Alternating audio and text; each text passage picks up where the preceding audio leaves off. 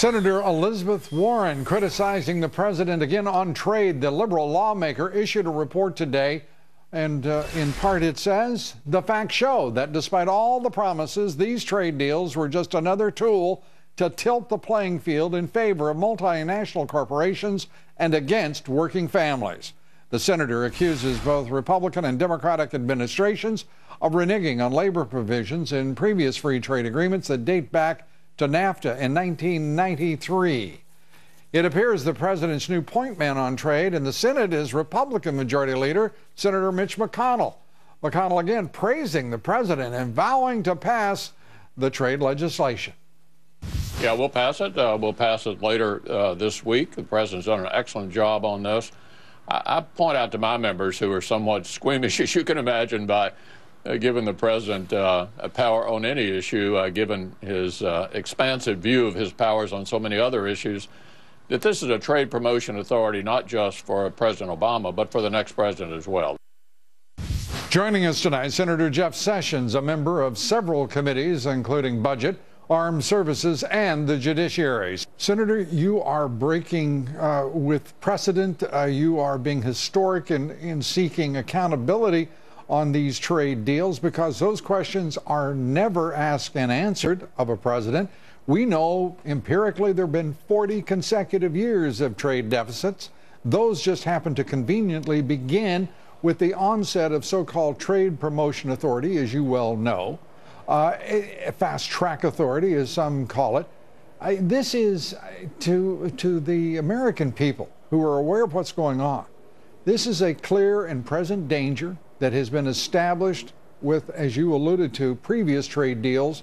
We are talking about further pressure on our middle class, further pressure on those who aspire to it, further pressure on small business, and it looks for all the world as if this president and the Republican leadership in both the Senate and the House are following the dicta delivered by the Chamber of Commerce and the Business Roundtable and about 125 U.S. multinational corporations.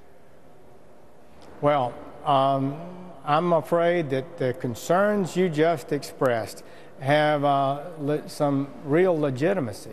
And I believe it's our duty as a Congress to evaluate those things and ask the kind of questions that we need to be asking before we vote for it. As Clyde Prestowitz, who negotiated in Asia and with Japan during President Reagan's time, has said, our trading competitors are using non-tariff barriers to block our entry into those countries. And so while we're going to see in this agreement an increase in imports and not much increase in exports, which will be a net damage if he's correct about that, which it appears to me he may well be. And if our administration had proof otherwise, why aren't they submitting it? And yes, indeed. In fact, building a national consensus around this huge free trade deal, as it's styled, but as you and I know from experience, free trade always comes at a very high cost after the fact, after the signing, and after all of the ballyhoo is done. Let me ask you about immigration here and what role immigration, illegal immigration as well, plays in this trade initiative on the part of the president. Well, they've used trade agreements in the past to dramatically alter established law to bring in more immigrants. That has been done previously. I objected a number of years ago, and we got a unanimous resolution passed in the Senate, bipartisan, that would say never again will we amend immigration law as part of a trade agreement. Yet there's indications that this administration will be able to do that. They've said not, so we're going to offer an amendment that would make sure that this doesn't happen. It will be interesting to see if they're willing to support it, since it would appear to comport with what they say they intend to do, but I have my doubts. Well, Senator, looking to the campaign trail, as I look at the Democratic candidate, I don't hear Hillary Clinton speaking on this very important initiative and proposal on the part of the president at all. I don't hear Republicans suggesting and aligning themselves with your views. They seem to be either oblivious or indifferent or supportive of this proposition. What do you think?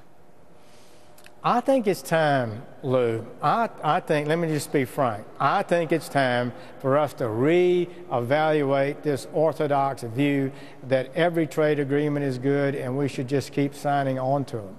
I believe we need good trade agreements that advance the interests of the American people, the American working people, and not just capital managers who can move capital anywhere in the world, anytime.